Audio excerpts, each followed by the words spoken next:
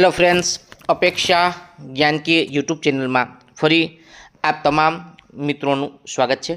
મિત્રો, આજના વિડીયોમાં સીઈટી અને મિત્રો આસપાસ જ આપણે અત્યારે હાલ વિડીયોની અંદર ટોપિકને સમજવા પ્રયત્ન કરીએ છીએ। આસપાસના મિત્રો 23 પાઠ છે।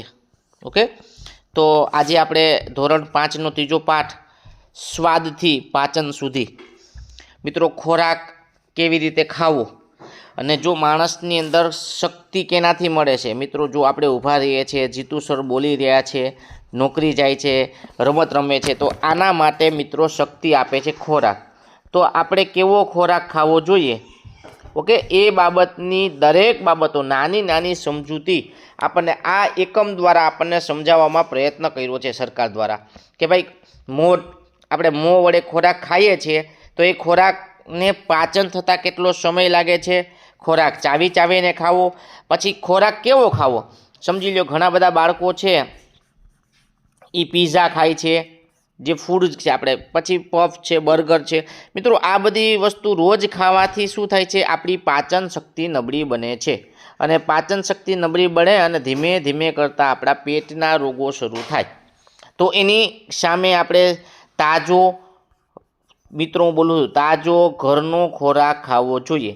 ઘરનો, મિત્રો મમ્મી બનાવી આપે એ જો ખોરાક આપણે ખાશું તો સ્વસ્થ બનશું અને સારા નાગરિક બનશું।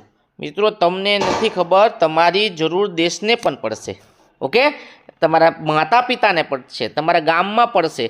સારા નાગરિક હશો તો સારું સમાજ બનશે, સારા સમાજથી મિત્રો દેશ સુરક્ષિત બનશે। તો એ બધી જ બાબતો બેઝિકલી આ પાઠમાં આપણે સમજેલી છે। તો અત્યારે મિત્રો આપણે એનએપી આધારિત પ્રશ્નો જ સમજવા પ્રયત્ન કરીએ છીએ, ખાસ હાર્ડ આવા અઘરા પ્રશ્નો એનઈપી।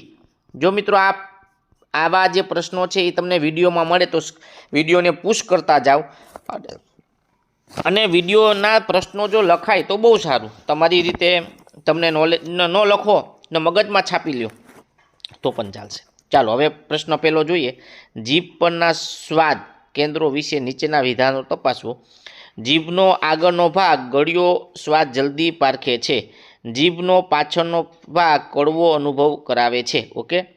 અને ત્રીજું વિધાન છે, જીભની બંને બાજુ માત્ર તીખો સ્વાદ જ અનુભવાય। હવે જો મિત્રો આવી આપણી જીભ હોય, ઓકે, તો અહીંયા ગળ્યો, અહીંયા કડવો, ને આ બંને બાજુ એમ કે છે તીખો, ઓકે। તો આ વસ્તુ ત્રીજી બાબત છે મિત્રો, આ જે એ ખોટી છે। તો અહીંયા મિત્રો વાત કરીએ તો આ વિધાન ખોટું છે, ત્રીજું, આ સાચું, આ સાચું। તો માત્ર નીચેના વિધાનોની વાત કરીએ, સાચા વિધાનો ક્યાં છે એવું તમને પૂછ્યું છે। તો પહેલું વિધાન અને ત્રીજું વિધાન, તો એ ઓપ્શન તો આપણો ખોટો પડ્યો। તો માત્ર પહેલું અને બીજું, હા, પહેલું અને બીજું મિત્રો આપણે જે વાત કરીએ છીએ એ મુજબ આગળ જોઈએ તો બીજું અને ત્રીજું આપેલ તમામ, મિત્રો આપેલ તમામ આવશે ને, એટલે આપણો જવાબ મિત્રો ઉતાવળ ન કરતા બી ટીક કરવાનો છે। અને આવા જ પ્રશ્નો પરીક્ષામાં વિધાન આધારિત એકાદ પ્રશ્ન પૂછે ને આપણને ન આવડે એવું ન બને। આવા પ્રશ્નોમાં તમારે મિત્રો વિધાનોને બરાબર સમજવાના રહેશે। તમારી પાસે પૂરો સમય હશે પરીક્ષામાં, સમજીને ટીક કરજો, ઓકે।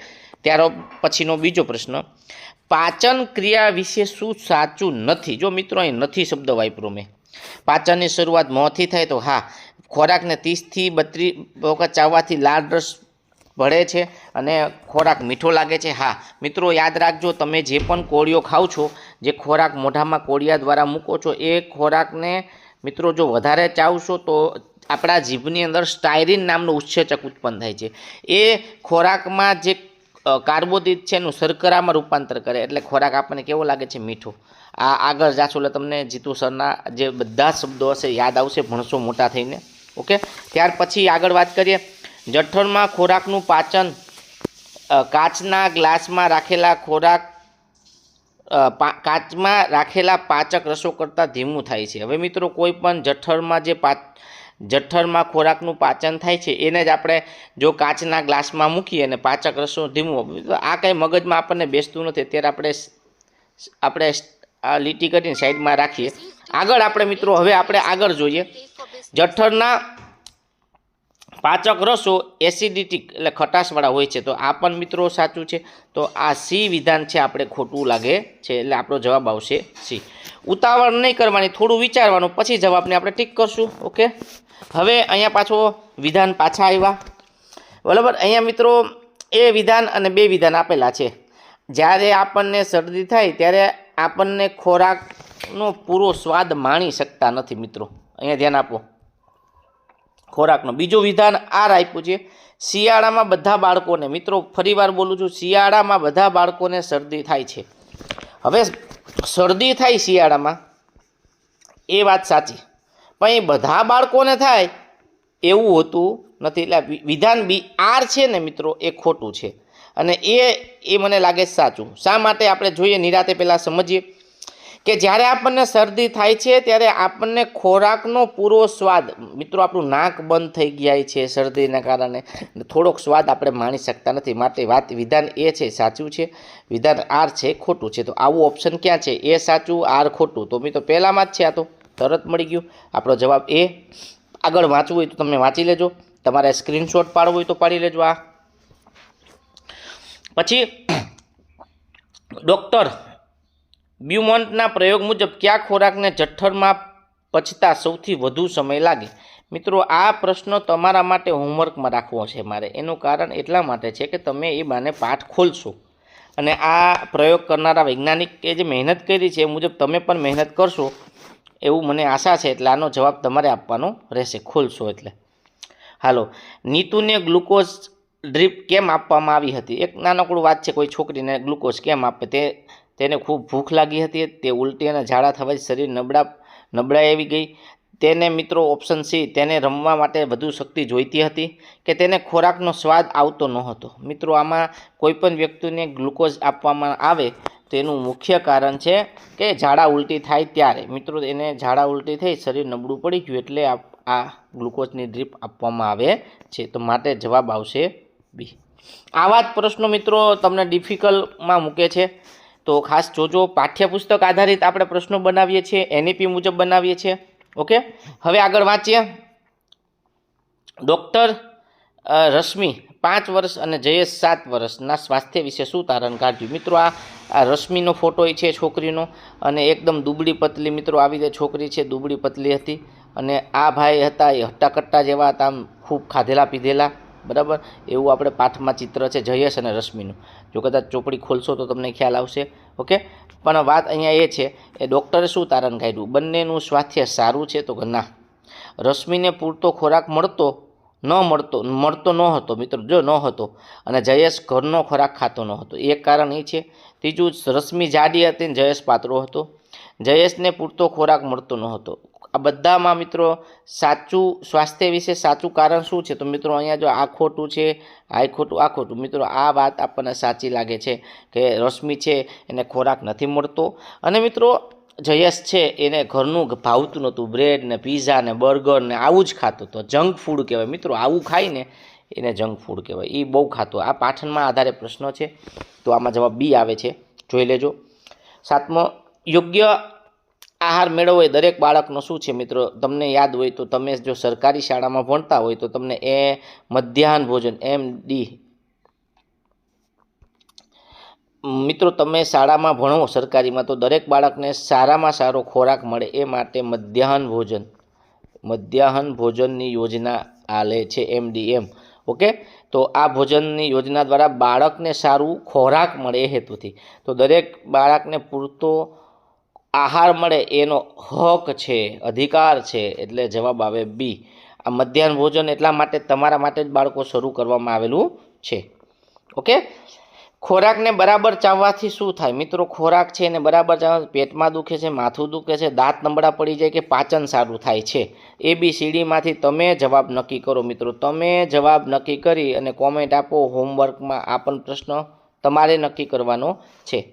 ત્યાર પછી 9મો પ્રશ્ન, લાળ રસનું મુખ્ય કાર્ય શું છે? મિત્રો જે આપણા જીભની અંદર લાળ રસ હોય છે એ ખોરાકને માત્ર ગાળવામાં મદદ કરે છે, ખોરાકને પોચો બનાવી પાચનની શરૂઆત કરાવે છે, પેટમાં એસિડિટી ઘટાડવી, જીભને સાફ કરવી। મિત્રો લાળ રસનું મુખ્ય કાર્ય શું છે? તો વિચારો, તમે શું જવાબ આપો છો? તમારો જવાબ શું છે મને તમે કહો, પછી હું તમને જવાબ આપવાનો આજે। લાળ રસનું મુખ્ય કાર્ય શું? એ વિકલ્પ બી, વિકલ્પ સી કે વિકલ્પ ડી?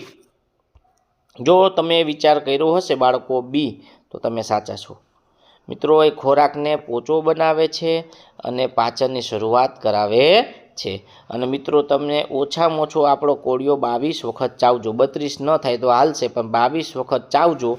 જીતુ સરે કીધું આજે તમે જમવા બેસો, રોટલીનો કોળિયો મોઢામાં શાક સાથે નાખો અને મિત્રો તમે જો એ 22 વખત ચાવો પછી એ જે ખોરાક તમને કોળિયો છે એ મીઠો લાગે છે કે નહીં મને યાદ કરજો. જમતી વખતે મને યાદ કરજો. જમતી વખતે મિત્રો ટીવી નહીં જોવાનું. જો ખાસ અમુક બાબતો તમને સમજાવું છું આજે ભાઈ તરીકે. જમતી વખતે મિત્રો ટીવી નહીં જોવાનું, જમતી વખતે મોબાઈલ નહીં જોવાનો. આ બધી વસ્તુ તમારે ટેવ પાડવાની છે. ને જમતી વખતે ભગવાનને યાદ કરી, અને મિત્રો આપણે ભગવાનને યાદ કરીએ છીએ અને પછી જમીએ છીએ, એટલે એક અલગ મજા તમને મળશે. અને એમાંય આપણા શાસ્ત્રમાં પણ કીધું છે, ઓકે, આ યજ્ઞ છે, જમવું એ યજ્ઞ છે. એટલે આપણે યજ્ઞ શિષ્ટાશીન સંતો આ શ્લોક બોલીએ છીએ ને પછી જમીએ છીએ. આવું ઋષિમુનિ આપણને કહી ગયા છે. તો જમતી વખતે વાતો નહીં કરવાની, ઉતાવળ નહીં કરવાની, શાંતિથી જો જમશો તો તમારા ખોરાક સરસ પાચન થાય છે. આજને જવાબ આવશે બી. ઓકે, ત્યાર પછી છેલ્લો પ્રશ્ન અહીંયા સરસ મજાનો ઓડિશાના કાલહાંડી જિલ્લાની વાર્તા આપને શું શીખવે છે? મિત્રો ત્યાં પુષ્કળ ચોખા થાય છે છતાં લોકો ભૂખે મરે છે. ત્યાંની જમીન બંજર છે, ત્યાંના લોકો ખેતી કરતા નથી, માત્ર ત્યાં ફળો જ ખાવામાં આવે છે. શું હતું મિત્રો? તમે આના માટે ચોપડીના પુસ્તકનું જો તમારું જ્ઞાન હોવું જોઈએ. ચોપડીના પુસ્તકમાં જે કંઈ બાબતો આપી એ તમને જો જાણકારી હશે તો તમને ખબર પડશે મિત્રો. આના માટે તમારે કંઈ જીતુ સાહેબ બીજું કાંઈ નહીં કરે. પાઠ્યપુસ્તક તમારે મિત્રો સમજવું પડશે. જે તે વાલી છે એને પણ આ નાની નાની બાબતો આપણે સમજવાની છે. જો આપણને શું શીખવે છે તો કે ત્યાં પુષ્કળ ચોખા હતા પણ લોકો ભૂખે મરે છે. માટે જવાબ આવશે આપણો એ. તો મિત્રો અહીંયા સુધી આપણે 10 પ્રશ્નો પૂરા કરીએ છીએ. જો મિત્રો તમે નવા હોય, ખાસ બોલું છું, નવા હોય તો ગ્રુપમાં જોડાઈ જાઓ. ગ્રુપની અંદર અમે તમને મિત્રો ટેસ્ટ આપશું પીડીએફથી, તો ટેસ્ટ જોતા જાજો અને જે કંઈ નવું નવું હશે તમને અમે આપતા જાશું. તો ખાસ મિત્રો ગ્રુપમાં જોડાઈ જાઓ. લિંક ગ્રુપની વિડીયોના ડિસ્ક્રિપ્શનમાં આપેલી છે. અને જો તમારું બાળક હવે પછી મિત્રો ધોરણ 4માં ભણતું હોય તો પાયો બુકથી શરૂઆત કરી, પાયાથી શરૂઆત કરો. પાયો બુક્સ મિત્રો મળી જશે તમને બરાબર. અને નવોદયની તૈયારી કરવા લાગી જાઓ બરાબર. તો શરૂઆત ધોરણ 4થી જ કરો તો તમને સારા એવા 2 વર્ષ ટાઈમ મળશે પૂરો, અને સરસ મજાનું આપણે મિત્રો સાથે મળીને કામ કરશું. તો અહીંયા સુધી રાખીએ છીએ. જય હિન્દ, જય ભારત.